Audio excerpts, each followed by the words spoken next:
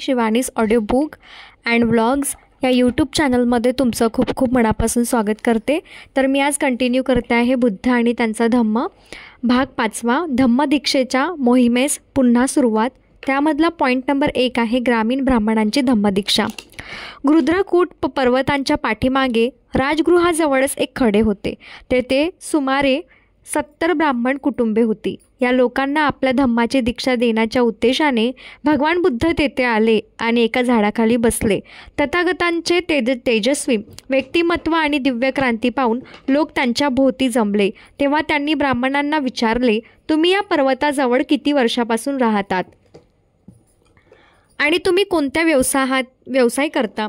यावर त्यांनी उत्तर दिले, आमच्या इथे 30 पिढ्या होऊन गेल्या आणि गुरेढोरे पाळणे हा आमचा व्यवसाय आहे.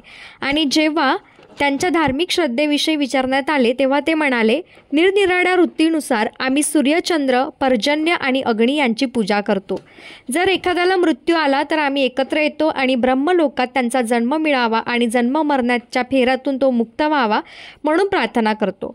भगवान बुद्धांनीच त्यांना सांगितले, हा सुरक्षित मार्ग नव्हे. यापासून तुमचा काहीही फायदा होणार नाही. माझ्या मार्गाचे अनुकरण करून खरा श्रमण बनून तुम्हाला आत्मसंयमाचा अभ्यास करून तुम्हास निर्वाण प्राप्त होऊ शकते. आणि ते पुढे म्हणाले, जे असत्याला सत्य आणि सत्याला असत्य समजतात त्यांना कधीही सद्गती प्राप्त होत नाही. परंतु जे सत्याला सत्य आणि असत्याला असत्य असेच समजतात अशा सम्यक दृष्टी संपन्न लोकांनाच सद्गतीचा लाभ मिळतो. जगात सर्वांनाच मृत्यू येतो, त्याच्यापासून कोणाचीही सुटका नाही. त्याचा जन्म होतो आणि मृत्यू होणारच. ही गोष्ट सर्व प्राणीमात्राच्या बाबतीत लक्षात घेऊन जन्म मृत्यूच्या बंधनातून सुटण्याची इच्छा करणे म्हणजे खरी धर्मसाधना होय. जेव्हा हे बुद्ध वचन ऐकण्याचे भाग्य त्या ब्राह्मणांना लाभले तेव्हा त्या 70 ब्राह्मणांनी त्वरितच श्रमण होण्याची इच्छा प्रगट केली आणि भगवान बुद्धांनी त्यांना अनुमती दिल्यावर त्यांचे मुंडन करण्यात आले आणि ते खरे श्रमण दिसू लागले.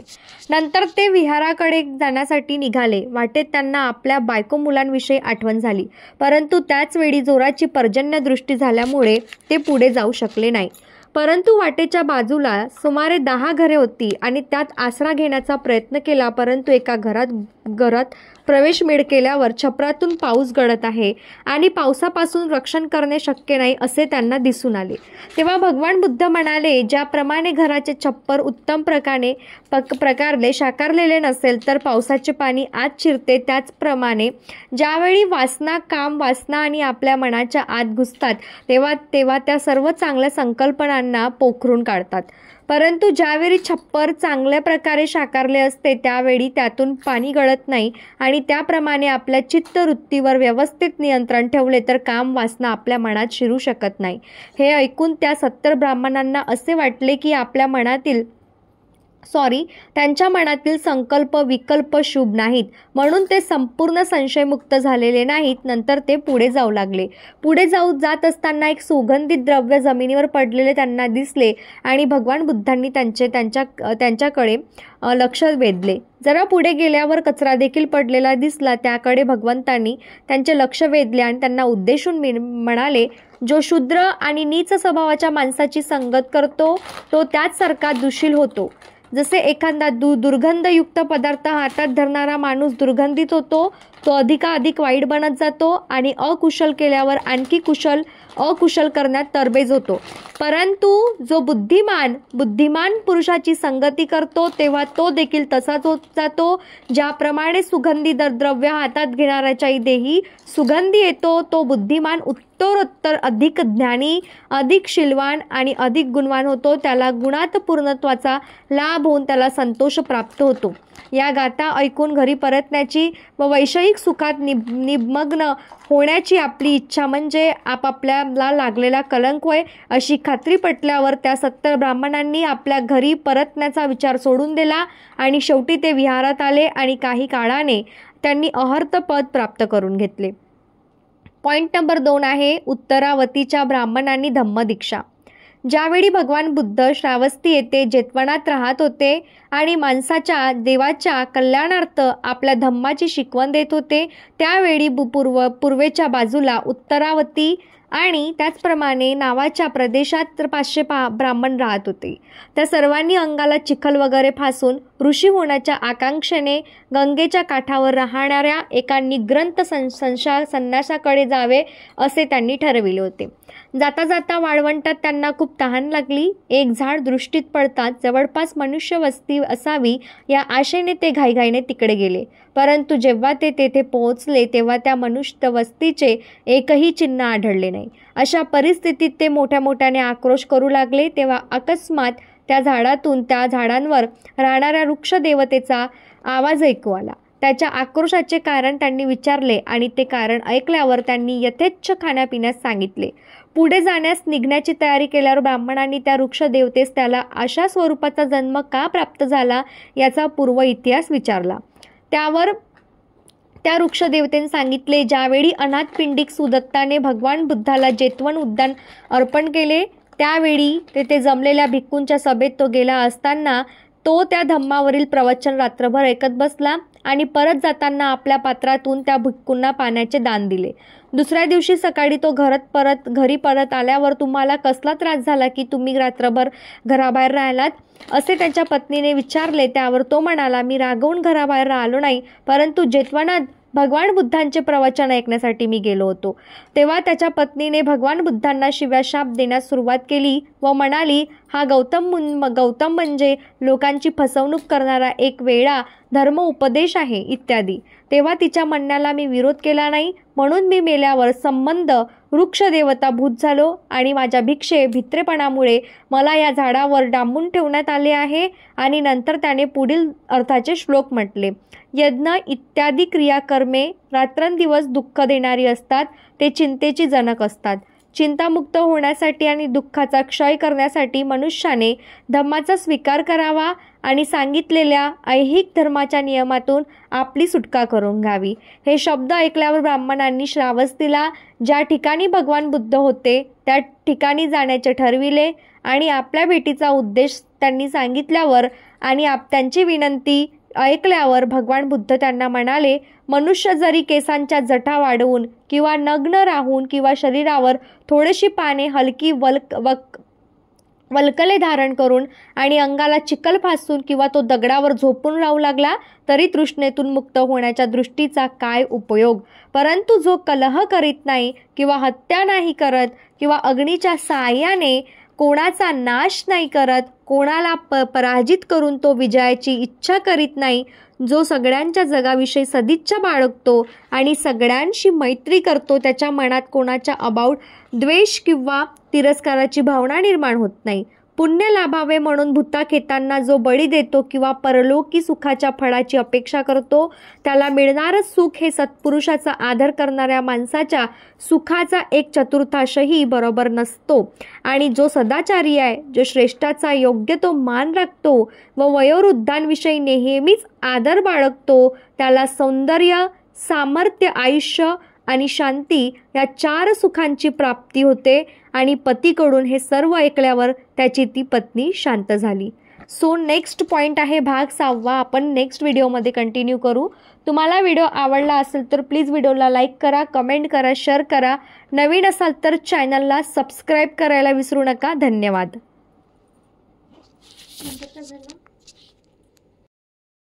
तीनची धम्मदीक्षा. पॉईंट नंबर 1 आहे, एक उपाली न्हाव्याची धम्मदीक्षा. आय रिपीट, उपाली न्हाव्याची धम्मदीक्षा. कपिल वस्तूला परत जात असताना उपाली न्हावी विचार करू लागला, शाक्य भयंकर स्वभावाचे लोक आहेत. या अलंकारासह मी परत गेलो तर माझ्या सोबत्यांना ठार मारले आणि त्यांचे अलंकार घेऊन पडालो असे समजून ते मला ठारही मारू शकतील. मग शाक्य कुळातील हे तरुण ज्या मार्गाने गेले त्या मार्गानेच मी का जाऊ नये? खरोखरच मी का जाऊ नये? उपालीने स्वतःलाच विचारले आणि ते अलंकाराने गाठोडे पाठीवरून खाली उतरून एका झाडाला ते टांगून तो म्हणाला, ज्याला हे सापडेल त्याने हे भेट म्हणून ते घेऊन जावे. आणि तो शाक्य तरुणांच्या मागोमाग जाण्यासाठी मागे फिरला. शाक्यांनी त्याला दुरूनच येताना पाहिले व ते त्याला म्हणाले, उपाली तू परत का आलास? तेव्हा त्याने आपल्या मनातील गोष्ट त्यांना सांगितली. त्यावर ते म्हणाले, उपाली तू परत गेला नाहीस हे बरे केलेस.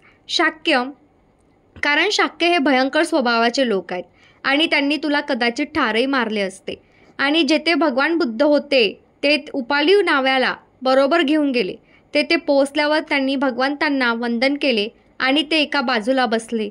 याप्रमाणे बसल्यावर ते तथागतांना म्हणाले, भगवंत, आम्ही शाक्य गर्विष्ठ आहोत आणि हा उपाली नावी बऱ्याच दिवसांपासून आमची सेवा करीत आहे. भगवंतांनी आमच्या अगोदर त्याला आपल्या भिक्खू संघात घ्यावे, म्हणजे आमच्याहून ज्येष्ठ समजून आम्ही त्याला अभिवादन करून आणि हात जोडून वंदन करू, म्हणजे अशा रीतीने आमच्यातील शाक्यत्वाचा गर्व कमी होईल.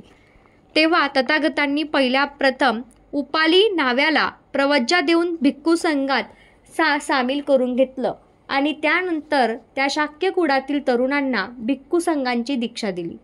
पॉईंट नंबर 2 आहे सुनीत नावाच्या भंग्यांची धम्मदीक्षा. राजगृहात सुनीत नावाचा भंगी राहत होता. लोकांनी रस्त्यावर टाकलेला केरकचरा व घाण साफ करून झाडूवाला म्हणून काम करून तो आपला उदरनिर्वाह करीत असे. पिढीजात असा हा त्यांचा खालच्या दर्जाचा धंदा होता. एके दिवशी तो पहाटे भगवंत उठले आणि त्यांनी चिवर धारण केले व बऱ्याचशा भिक्खू संघ भिक्षा मागण्यासाठी ते निघाले. यावेळी सुनीत रस्त्यात झाडीत कचऱ्याचे व घाणीचे ढीग गोळा करीत होता. नंतर त्याने त्याला टोपलीत भरून हातगाडीवर ओढीत नेणार होता आणि ज्यावेळी त्याने भगवंतांना त्यांच्या मागून चालवणाऱ्या भिक्खुगणांना येताना पाहिले त्यावेळी त्यांचे अंतःकरण आनंदाने भरून गेले. परंतु त्याला त्यांची भीती वाटली.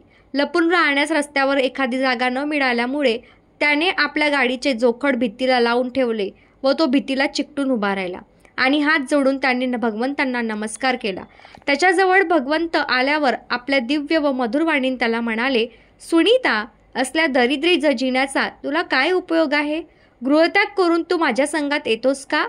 आणि अमृत वर्षावाचा आनंद अनुभवित सुनीत म्हणाला, या जीवनात भगवंतासारखे थोर पुरुषही जर या संघात आहेत तर मी का जाऊ नये? भगवंतांनी मला कृपा करून संघात सामील करून घ्यावे.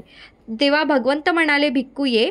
आणि त्यांच्या शब्दोच्चाराबरोबर सुनीताला प्रवज्जा आणि उपसंपदा मिळाली आणि त्याला चिवर आणि भिक्षापात्र देण्यात आले. भगवंतांनी त्याला विहारात नेऊन धम्म आणि विनय यांची शिकवण दिली आणि ते म्हणाले, शील, संयम आणि दमन यांच्यामुळे मनुष्य शुद्ध होतो. सुनीत इतका थोर कसा झाला हे विचारले असता भगवान बुद्ध म्हणाले, रस्त्या शेजारी टाकलेल्या उरकिडावर ज्याप्रमाणे सुगंध व सुंदर पुष्प उमलावे त्याप्रमाणे अंतर्दृष्टी नसलेल्या या शूद्र प्राण्यांच्या आंधळ्या जगात केर कचऱ्यासारख्या या इहलोकांत बुद्धपुत्र देखील प्रकाशमान होऊ शकतो. पॉईंट नंबर 3 आहे सोपाक आणि सुप्पिय या अस्पृश्य यांची धम्मदीक्षा. सोपाक हा श्रावस्तीचा एक अस्पृश्य मुलगा होता. त्याच्या जन्माच्या वेळी प्रसूती वेदनेमुळे त्याची आई बराच वेळ मूर्छित होऊन पडली होती. त्यामुळे तिच्या पत्नींना व नातलगांना वाटते की मी मेली आणि त्यांना तिला स्मशानात नेले व तिचे प्रेत जाळण्याची तयारी केली. परंतु स्मशानात एवढी जोरदार दृष्टी झाली की वादळ आले आणि ती वारा आणि पाऊस यांच्या माऱ्यामुळे अग्नी पेट घेऊ शकली नाही. म्हणून सोपाकाच्या आईला तसेच चितेवर ठेवून ते निघाले. सोपाकाची आई त्यावेळी मेलेली नव्हती, ती नंतर मेली. मृत्यूपूर्वी तिने मुलाला जन्म दिला. स्मशानाच्या पहारेकराने त्या मुलाला दत्तक घेतले व सुप्पिय नावाच्या स्वतःच्या मुलाबरोबर त्याचे पालन पोषण केले. त्या मुलाच्या आईच्या जातीचे नाव सोपाक होते. त्यामुळे ते मुलंही सोपाक या नावाने ओळखले जाऊ लागले. एके दिवशी भगवान बुद्ध त्या स्मशानाजवळून जात होते. भगवंतांना पाहून सोपाक त्यांच्या समोर आला. भगवंतांना वंदन करून त्याचा शिष्य म्हणून संघात प्रवेश घेण्यास त्यांची अनुज्ञा मागितली. सोपाक त्यावेळी फक्त 7 वर्षाचा होता, म्हणून भगवंतांनी त्याच्या आईवडिलांची संमती मिळवण्यास सांगितले. सोपाक गेला आणि आपल्या वडिलांना घेऊन आला. वडिलांनी भगवंतांना वंदन केल्याने आपल्या मुलाला त्याच्या संघात घेण्याविषयी त्यांना विनंती केली. तो जरी अस्पृश्य जातीचा होता तरी भगवंतांनी त्याला आपल्या संघात घेतले आणि धम्म व विनय यांची शिकवण त्यावर दिली. काही काळानंतर सोपक एक स्थवीर झाला. सुप्पिय आणि सोपाह एक लहानापासून एकत्रच वाढले आणि सोपकाला सुप्पियांच्या वडिलांनीच दत्तक घेऊन वाढवल्यामुळे सुप्पिय याने आपली सोबती सोपाक यांच्याकडून भगवंताच्या धम्म व विनय यांचे शिक्षण घेतले. आणि जरी सोपाक हा सुप्पियांच्या जातीपेक्षा हलक्या जातीतील होता तरी सुप्पियाने सोपाकाद्वारे प्रवज्जा द्यायची विनंती केली. सोपकांनी ते मान्य केले आणि स्मशानातील पहारेकरांचे काम करणाऱ्या हीन दर्जाच्या जातीतील सुप्पिय हा एक भिक्खू बनला. पॉइंट नंबर 4 आहे सुमंगल इत्यादीहीन जातीतील लोकांना धम्मदीक्षा. सुमंगल हा श्रावस्तीचा एक शेतकरी होता. विळा, नांगर आणि कुदळ यांच्या साहाय्याने शेतात काम करून तो आपली उपजीविका करत असे. छन्न हा कपिलवस्तूचा रहिवासी असून शुद्धधनाच्या घरातील एक नोकर होता. धन्य हा राजगृहाचा आदिवासी असून एक कुंभार होता. कप्पतकूर हा श्रावस्तीचा रहिवासी होता. फाटक्या चिंदा घालून हातात थाळी घेऊन तांदळाच्या दाण्याची भीक मागत इकडे तिकडे फिरणे हा एकच जगण्याचा मार्ग त्याला माहीत होता. म्हणून तो कप्पतकूर या नावाने ओळखला जाऊ लागला. अर्थातच चिंध्या आणि तांदूळ. मोठा झाल्यावर गवत विकून तो आपली उपजीविका करीत असे. या सर्वांनी भगवान बुद्धाकडे भिक्खू होण्यास आणि त्यांच्या संघात सामील होण्यास अनुज्ञा मागितली आणि भगवान बुद्धांनी अवमान न करता त्यांचा हीन जातीतील जन्म किंवा पूर्वीची स्थिती यांची दखल न घेता त्यांना आपल्या संघात घेतले. पॉइंट नंबर 5 आहे महारोगी सुप्रबुद्धाची धम्मदीक्षा. एकदा भगवंत राजगृहाजवळील वेळुवनात येथे खारींना दाणे टाकले जात असत. त्या ठिकाणी राहत होते. त्या सुमारास राजगृहात सुप्रबुद्ध नावाचा एक दीन, दुःखी आणि दरिद्री असा महारोगी राहत होता.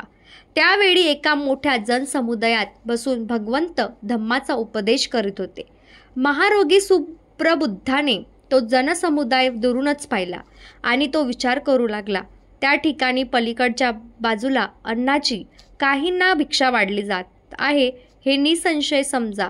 मी पलीकडच्या जमावाकडे गेलो तर मला देखील थोडेसे अन्न खायला मिळेल. म्हणून महारोगी सुप्रबुद्ध त्याच्या जमावाजवळ गेला आणि उपदेश करीत असलेल्या भगवंतांना त्याने प्रचंड समुदायात पाहिले. भगवंतांना पाहून त्याच्या मनात विचार आला, नाही, या ठिकाणी अन्नाची भिक्षा वाढली जात नाही. श्रमण गौतम या लोकांना आपल्या धम्माचा उपदेश करीत आहे. मीही त्याचा उपदेश ऐकला तर काय हरकत आहे. म्हणून एका बाजूला बसून तो विचार करू लागला, मी देखील हा उपदेश ऐकेन. त्या संबंध जनुसमायाचे विचार आपल्या विचारशक्तीने जाणणारे भगवंत स्वतःशीच म्हणाले, येथे उपस्थित असलेल्यांपैकी सत्याचे आकलन करण्यास कोण समर्थ असावा बरे. नंतर त्या समुदायात बसलेल्या सुप्रबुद्ध महारोग्याला त्यांनी पाहिले आणि त्याला पाहिल्याबरोबर त्यांनी जाणले की धम्माला ग्रहण करू शकेल.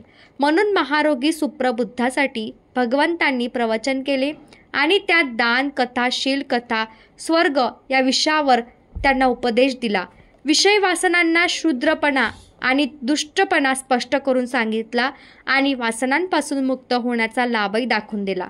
महारोगी सुप्रबुद्धांचे अंतःकरण मृदू, लवचिक, प्रमुदित आणि श्रद्धापूर्ण झाल्याचे भगवंतांनी जेव्हा पाहिले तेव्हा त्यांनी त्याला भगवान बुद्धांच्या सर्वश्रेष्ठ धम्म सांगितला, म्हणजे दुःखाचे कारण, दुःख निरोध आणि दुःख निरोधाचा मार्ग यांचा उपदेश केला.